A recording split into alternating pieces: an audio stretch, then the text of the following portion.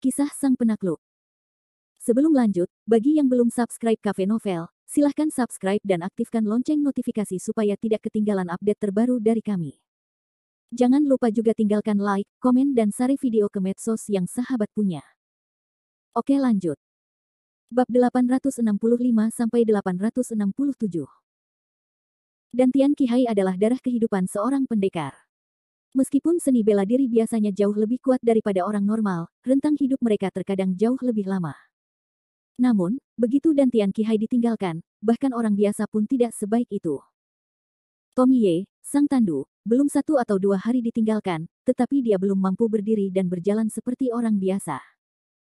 Dan tidak hanya tidak dapat berdiri, jika tidak ada Tian Cai di bawah milik Ye untuk melanjutkan hidupnya, kehidupan kecil Tommy Ye mungkin telah pergi ke barat. Oleh karena itu, ketika Kevin Ye mengatakan pernyataan yang meremehkan seperti itu, jangan katakan Tommy Ye tidak mempercayainya. Bahkan Marcus Ye, yang memiliki pengalaman mendalam di satu sisi, tidak mempercayainya. Adapun Yulong Wei itu, Kevin Ye sedang membual. Meskipun dia menahan diri di dalam hatinya, dia tidak berani tertawa.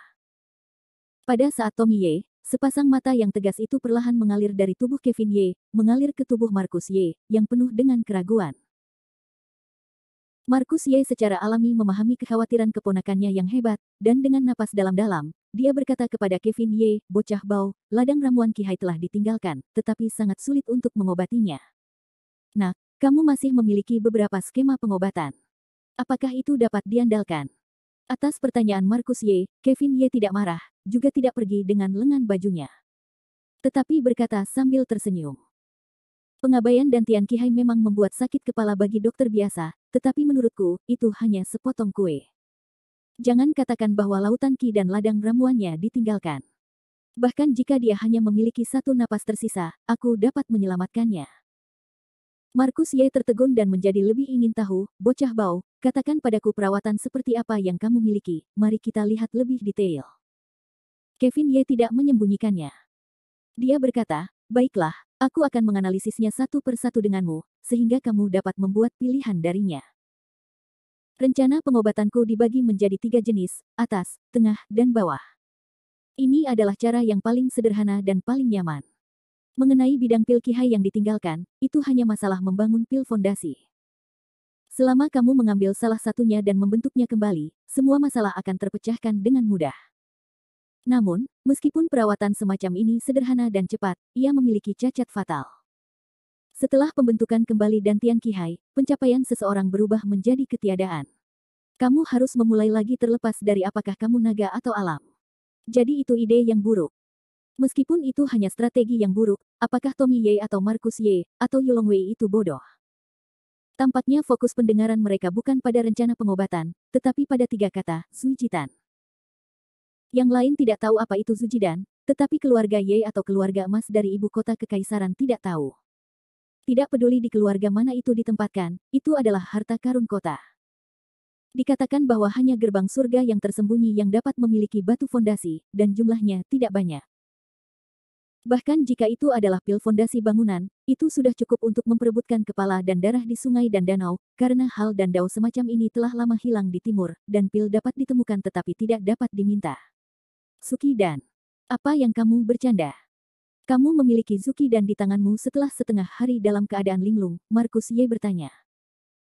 Sebaliknya, Kevin Ye menatap Marcus Ye dengan heran, apa yang baru tentang ini? Itu hanya pil paling sederhana dan paling umum di jalan dan mudah disempurnakan. Dengan itu, Kevin Ye juga mengucapkan sepatah kata yang tidak mengejutkan. Dia berkata, "Aku bisa membuat pil, tidakkah kau tahu?" Tiba-tiba, baik Marcus Ye maupun Tommy Ye sama-sama merasa ingin marah.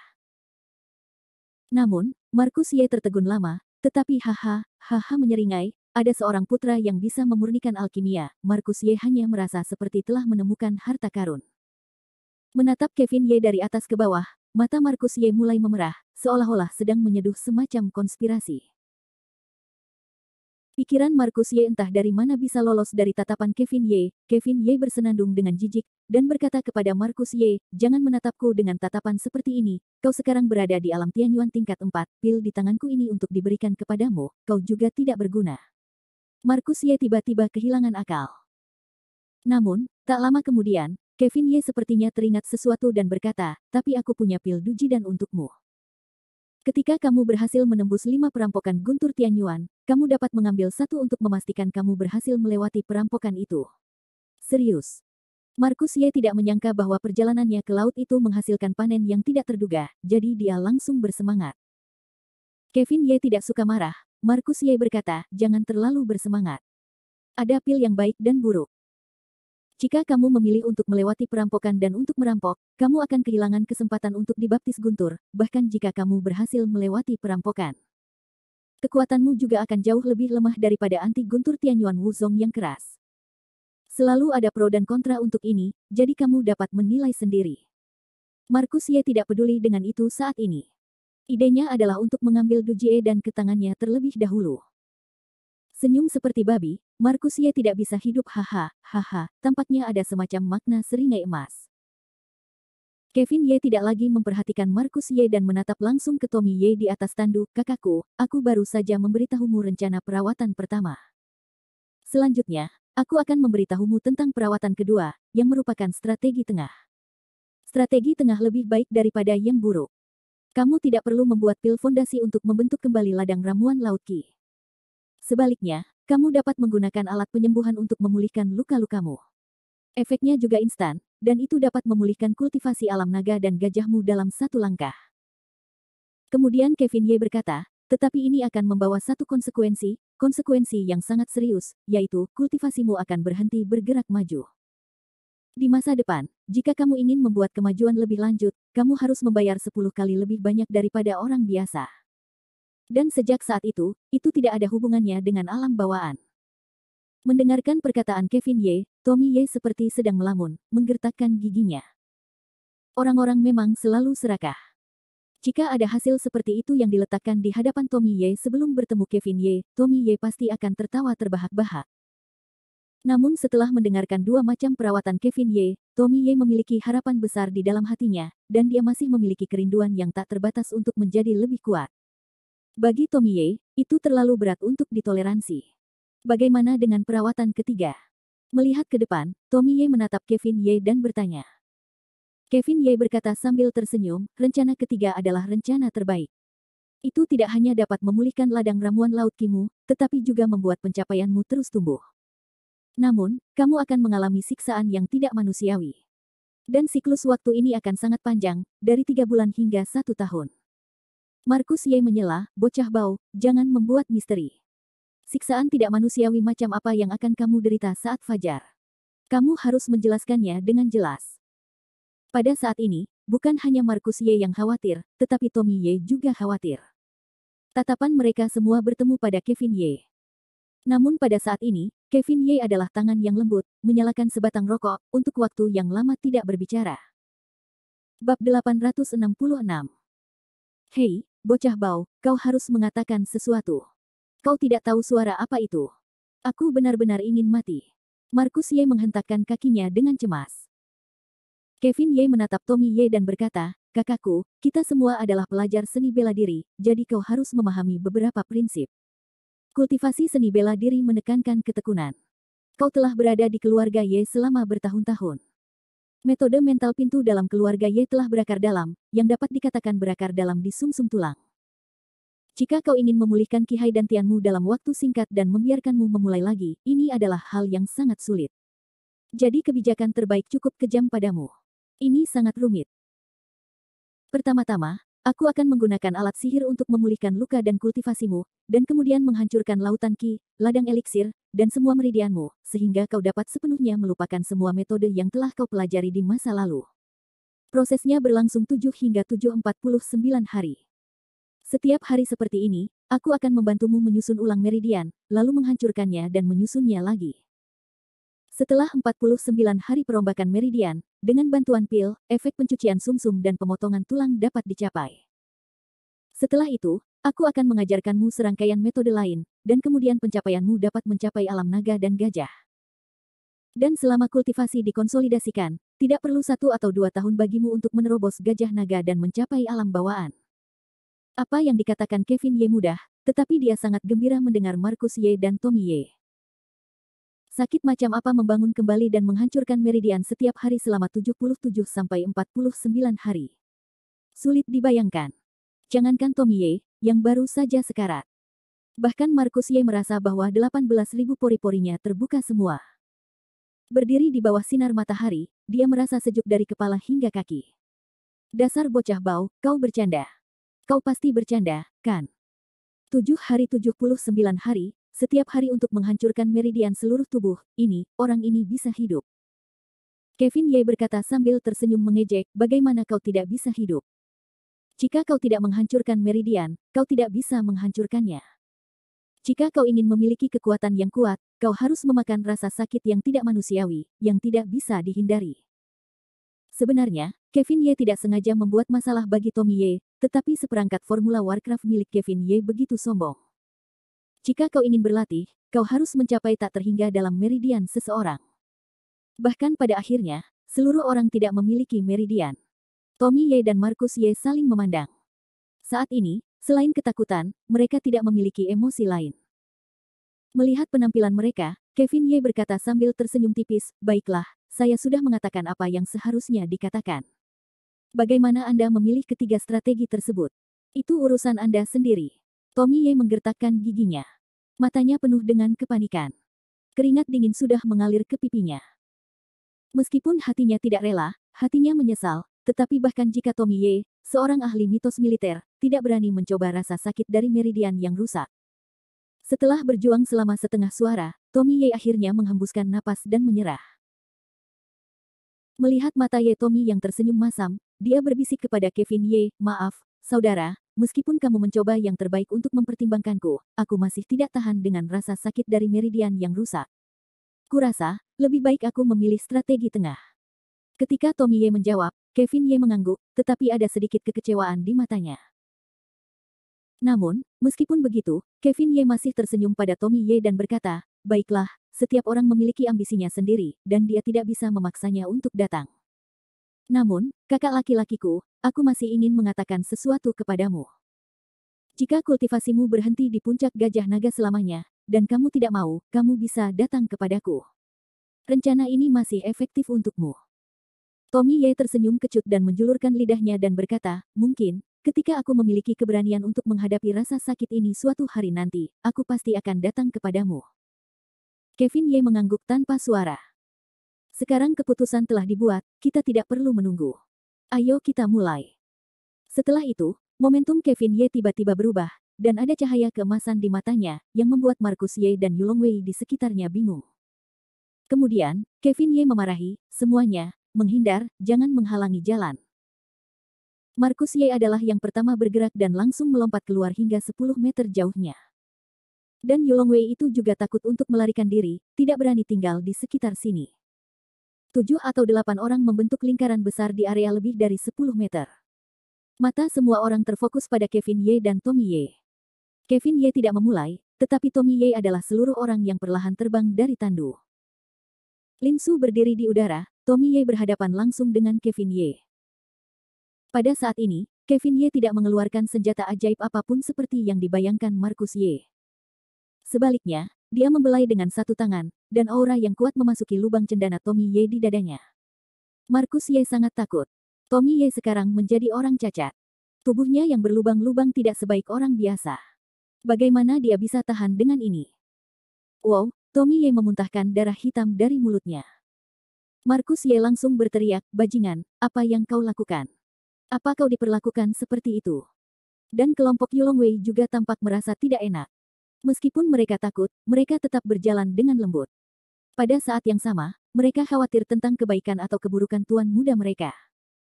Namun, Kevin Ye tidak menoleh dan mencibir dan berkata, jangan buka mulutmu jika kau tidak mengerti. Kekuatan batinnya yang dingin dan dingin masih belum hilang. Aku hanya membantunya.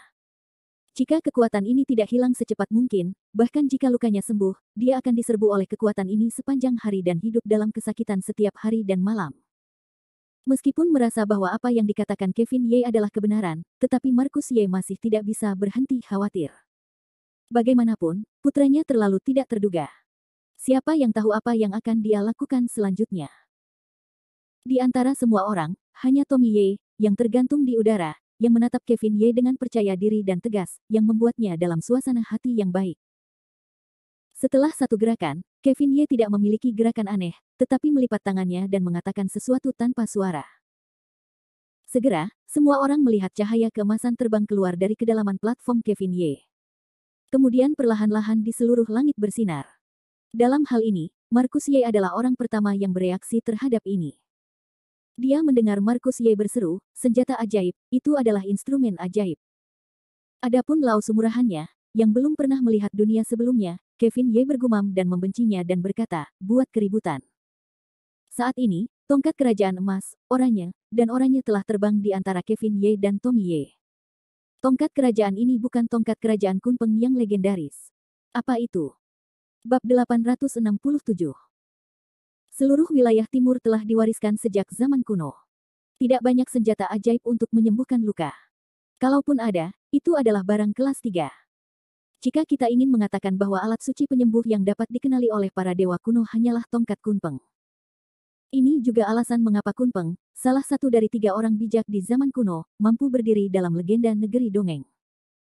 Tentu saja, bahkan tongkat Kunpeng bukan hanya senjata ajaib untuk menyembuhkan luka. Kekuatannya lebih merupakan serangan yang menghancurkan, dan ramalan masa lalu dan masa depan.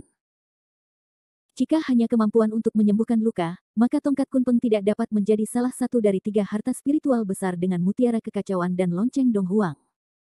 Tongkat Kunpeng keluar perlahan, yang menyilaukan mata semua orang. Tidak hanya Marcus Ye yang terpesona oleh cahaya keemasan itu, tetapi bahkan para penjaga naga kehilangan kemampuan bertarung mereka. Mereka hanya melihat cahaya keemasan itu, linglung, tetapi tidak dapat mengatakan sepatah kata pun. Cahaya keemasan itu menyelimuti Tommy Ye dalam sekejap. Cahaya yang kuat itu mengelilingi Tommy Ye dan menembus ke dalam tubuh Tommy Ye, membuat Tommy Ye merasakan vitalitas yang belum pernah dimilikinya sebelumnya. Saat ini, Tommy Ye merasa bahwa dirinya penuh dengan kekuatan. Raungan, raungan, raungan. Gila satu demi satu, mulai memenuhi kota langit Kevin Ye, seganas monster.